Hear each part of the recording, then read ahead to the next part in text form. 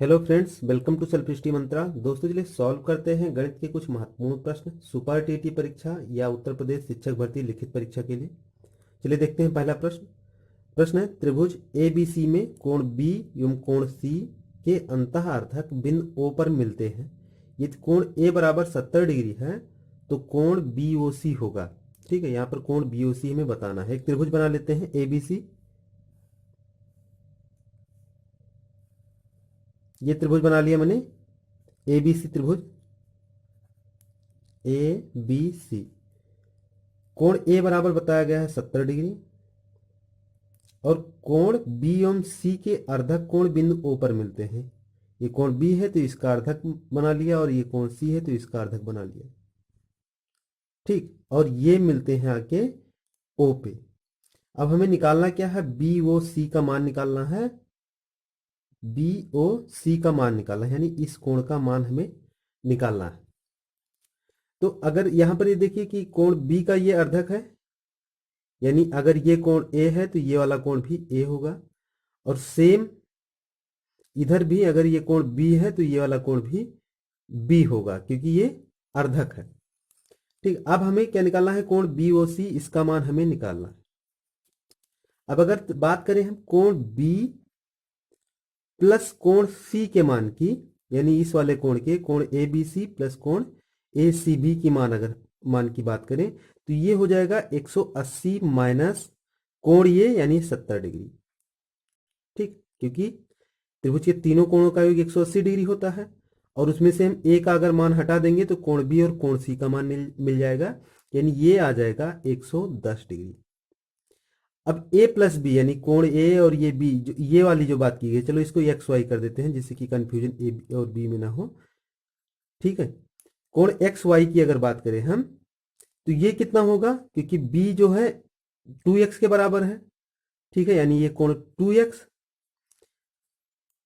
और कोण सी का जो है ये 2y के बराबर है। 2y बराबर 110 डिग्री है। तो अगर x प्लस वाई हम निकालें तो कितना हो जाएगा, x प्लस वाई 2 कॉमन ले ले तो 110/2, यानी ये आ गया 55 डिग्री। x और y इस कोण का मान 55 डिग्री आ गया। अब हमें निकालना है कोण बी ओ सी। तो कोण बी ओ सी कितना हो जाएगा, 180 माइनस एक्स प्लस वाई, क्योंकि त्रिभुज के तीनों कोणों का योग बी ओ सी त्रिभुज में एक्स और वाई का मान अगर हम घटा दें तो हमें कोण बी ओ सी का मान मिल जाएगा। ठीक है, तो 180 माइनस 55 बराबर आ जाएगा 521, 125 डिग्री। यही इसका उत्तर हो जाएगा ऑप्शन नंबर 2 में दिया हुआ। एक और प्रश्न देखते हैं। प्रश्न है, 100 संतरे 350 रुपए में खरीदे गए तथा 48 रुपए प्रति दर्जन की दर से बेच दिए गए। प्रतिशत लाभ या हानि है। ठीक है, 100 संतरे 350 रुपए, एक संतरे कितने रुपए में हो जाएंगे, एक संतरे 350 अपान 100, यानी ये आ गया 3.5 रुपए में एक संतरे आ जाएगा। ये हुआ क्रय मूल्य, खरीदे गए ना, ये क्रय मूल्य हो गया। अब हमें विक्रय मूल्य निकाल लें तो हमें लाभ और हानि पता चल जाएगा। अब विक्रय मूल्य में क्या है, 48 रुपए प्रति दर्जन। ठीक है, यानी 12 संतरे, एक दर्जन यानी 12 संतरे 48 रुपए, तो एक संतरे 48/12, यानी ये आ गया 4 रुपए। अब ये हो गया विक्रय मूल्य। एक संतरे खरीदा गया 3.5 रुपए में और बेचा गया एक संतरा 4 रुपए में, तो लाभ हो जाएगा, लाभ बराबर हो जाएगा 4 माइनस 3.5 यानी 0.5 रुपया एक संतरे पर।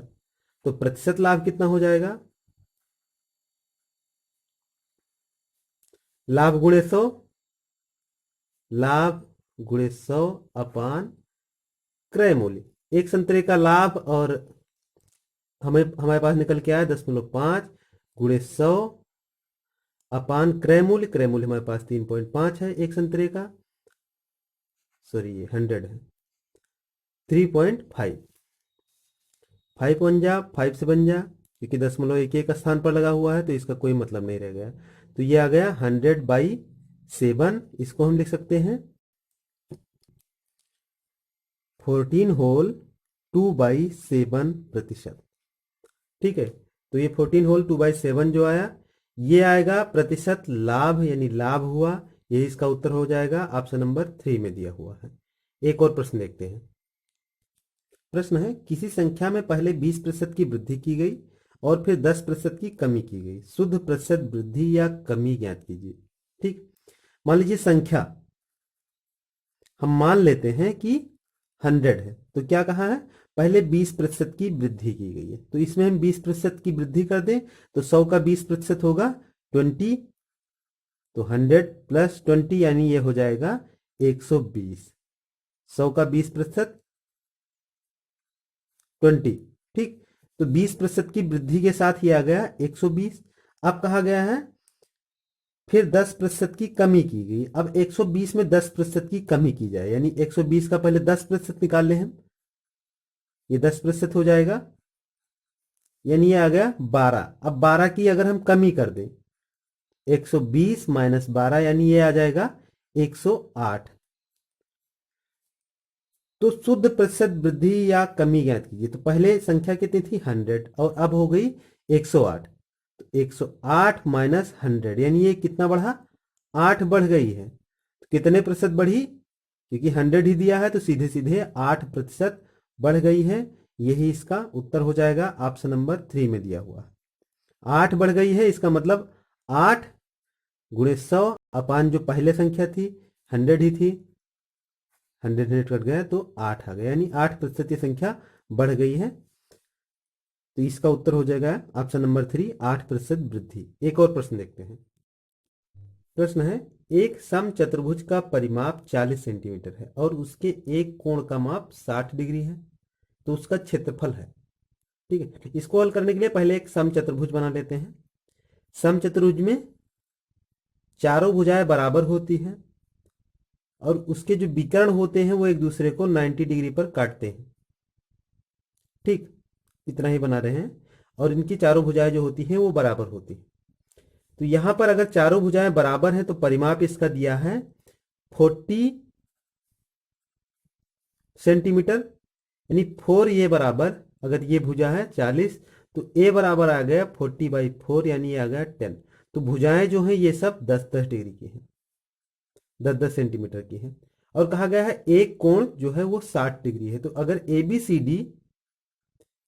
सी डी अगर ये समचतुर्भुज है तो इसका कोण 60 डिग्री कौन सा हो सकता है, या ये कोण हो सकता है या ये कोण हो सकता है। और आमने सामने के कोण बराबर होते हैं, तो अगर ये 60 डिग्री है तो ये कोण भी 60 डिग्री होगा।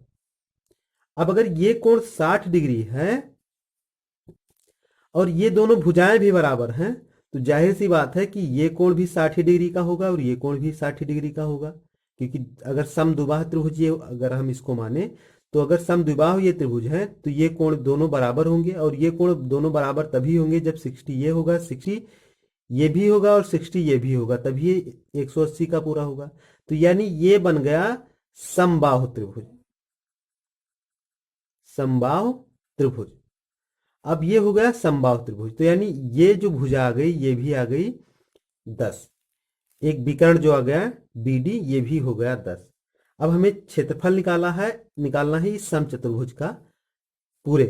तो इस समचतुर्भुज का पूरे का क्षेत्रफल अगर हम निकालना चाहें तो देखो, एक त्रिभुज यानी DBC जो त्रिभुज है इसका क्षेत्रफल का 2 गुना कर दें, क्योंकि जितना क्षेत्रफल इधर होगा उतना ही क्षेत्रफल इधर होगा, इसका 2 गुना कर दें तो आ जाएगा। तो इसलिए 2 गुणे इस त्रिभुज का क्षेत्रफल कितना हो जाएगा, समबाहु त्रिभुज जो होता है उसका क्षेत्रफल होता है √3/4 ए स्क्वायर। ए मतलब भुजा का स्क्वायर, जो कि ए का मान यहाँ पर 10 है, तो 10 गुणे 10, 2 1 जा 2 2 जा 4, 2 1 जा 2 5, तो ये आ जाएगा 10 5 जा 50 √3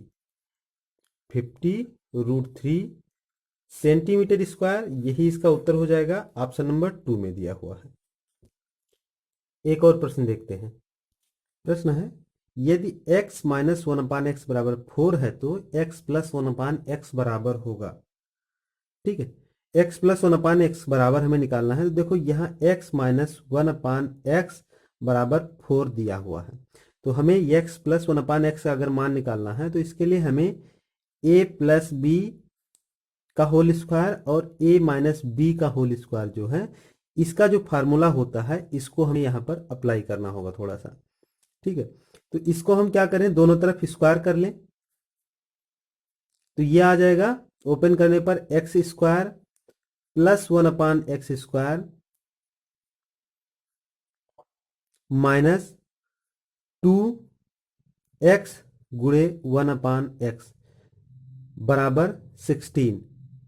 ठीक है, तो x x से कट जाएगा, यानी ये हो जाएगा x square plus 1/x square minus 2 is equal to 16। अब हमें लाना क्या है, ये तो हमें यहाँ पर जो मिला ये इसका मान मिला, यानी a square plus b square minus 2ab, और इसका जो फार्मूला होता है वो होता है a square plus b square plus 2ab। ठीक है, तो यहाँ पर ये 2 लिखा है या 2ab हम कह सकते हैं। x और 1/x का मान जो है वो कट के 1 हो जाता है, तो ये सेम चीज लिखा हुआ है। तो हमें अगर प्लस में लाना है तो उसके लिए a प्लस बी जो है इस वाले फार्मूले को अप्लाई करना होगा, यानी ये यहाँ पर जो ये -2 लिखा है इसको हमें +2 करना होगा। और +2 करने के लिए हमें क्या करना होगा, यहाँ पर अगर हम 4 जोड़ दें +4 कर दें तो ये 4 में से 2 घट जाएगा तो 2 इधर आ जाएगा। और ये 4 तब हम जोड़ सकते हैं जब 4 दोनों साइड में जोड़े। तो यहाँ पर 4 जोड़ दिया और इस साइड में भी 4 जोड़ दिया। ठीक, तो ये अब हो गया x square plus 1/x square plus 2 is equal to 20। ठीक है, ये +2, या हम इसको डायरेक्ट ये भी लिख सकते हैं x गुणे 1/x, क्योंकि x x कट जाएगा तो मान में कोई परिवर्तन नहीं होगा। ठीक है, तो ये आ जाएगा x प्लस 1/x का होल स्क्वायर, सेम चीज लिख गई ना, बराबर 20। तो x plus 1/x is equal to आ जाएगा √20, और √20 का मान क्या होगा, 2√5, 2 2 जा 4, 5 जा 20, तो ये आ गया 2√5, यही इसका उत्तर हो जाएगा। x प्लस 1/x का मान ऑप्शन नंबर 2 में दिया हुआ है। आशा करते हैं ये सभी प्रश्न आप लोग समझ गए होंगे और ये वीडियो आपको पसंद आया होगा। इसे लाइक कर दीजिए और अपने दोस्तों के साथ शेयर कर दीजिए। और अगर आपने हमारा चैनल अभी तक सब्सक्राइब नहीं किया है तो प्लीज़ सब्सक्राइब करके बेल आइकन प्रेस कर दीजिए, जिससे कि कोई भी नया वीडियो अपलोड हो तो उसकी जानकारी आपको तुरंत मिल सके। बहुत बहुत धन्यवाद।